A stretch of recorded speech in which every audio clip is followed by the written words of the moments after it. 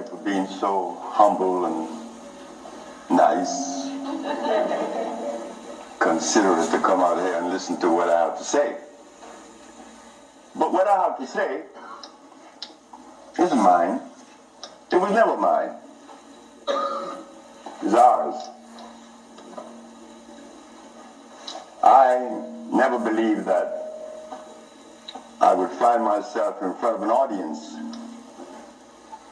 having to talk about a subject that we all once knew. A subject that is as old as creation. And if you want to see what I'm talking about, we have to just take a look at the zoo.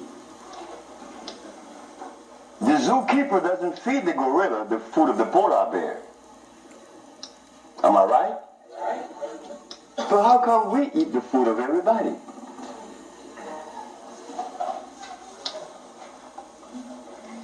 We'll begin this lecture by letting you know, first of all, I'm your brother. No more, no less than you.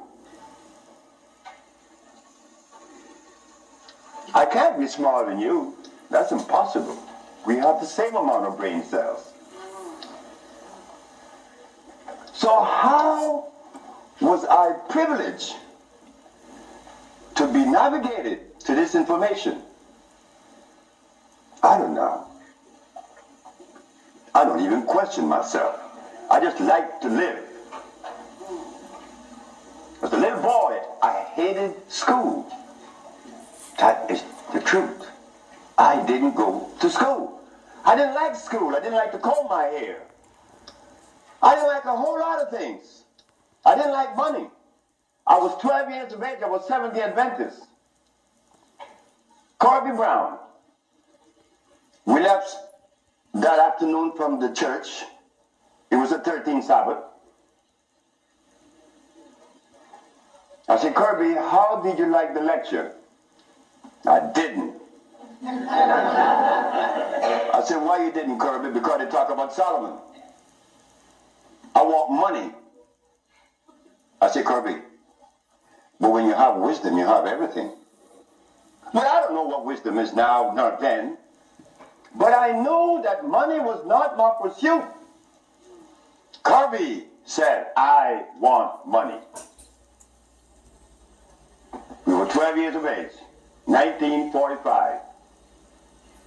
I'm 72 years of age now. In 1994, a young man by the name of Tom Flowers came to me and said, guess who is coming tomorrow?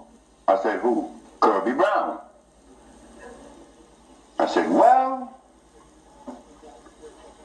if I remember correctly, Kirby said when we were 12 that he wanted money. I hope he made millions of dollars. I don't have any millions. I don't even have $1,000.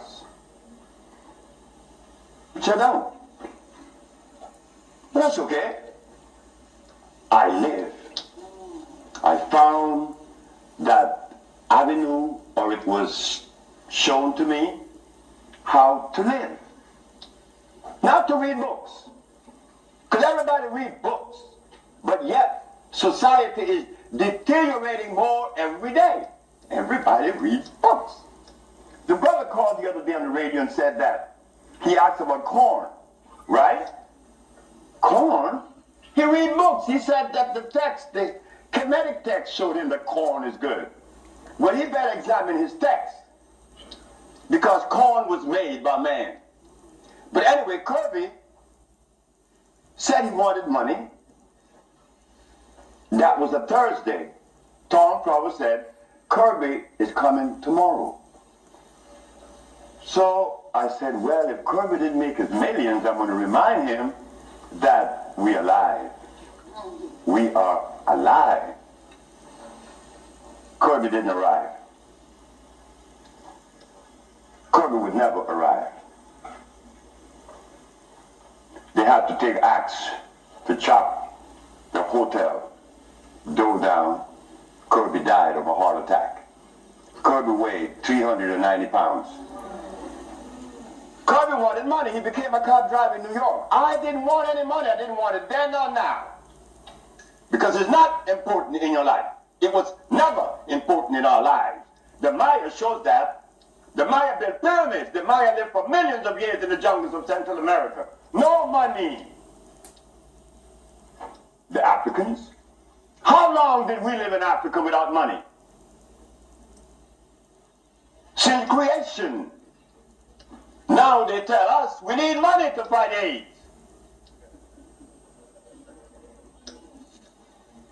Brothers and sisters, we are at a deficit, a tremendous deficit, a deficit that if we do not pay attention, I'm glad I did. I'm glad I did, because I remained that obedient boy that just lost his mama 4 days ago.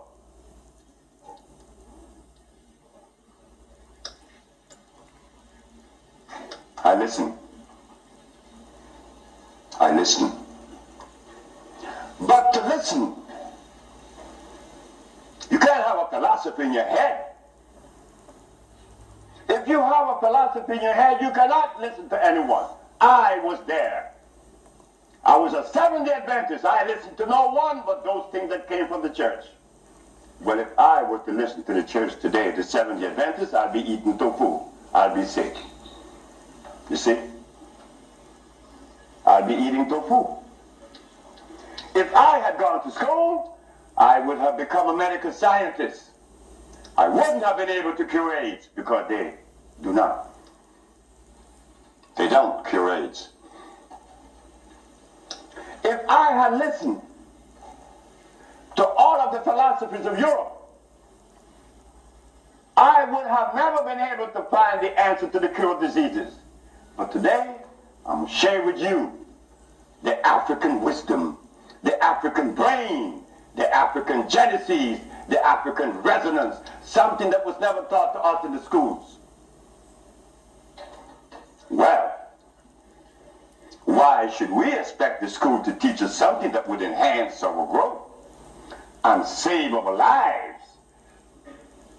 Why should the school teach you that?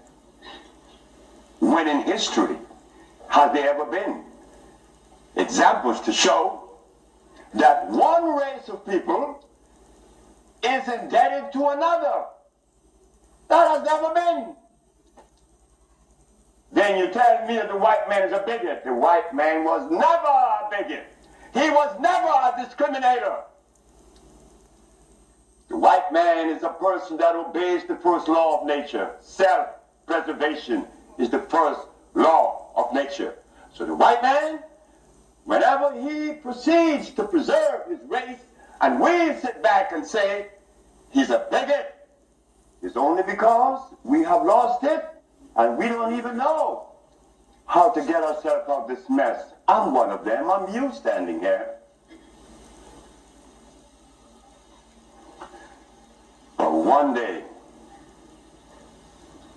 it was to be that your brother would be shown something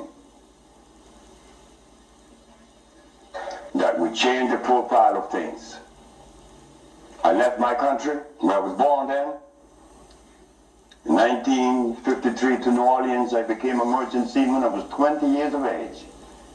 As a merchant seaman, I became an engineer 5 years later. I'm a steam engineer.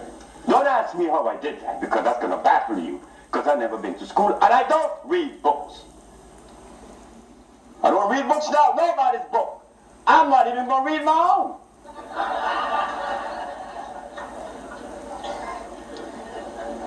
Because all the book readers come to me, asking me, how did you cure AIDS? But that's like asking the gorilla, hey man, how come you keep yourself healthy without a hospital?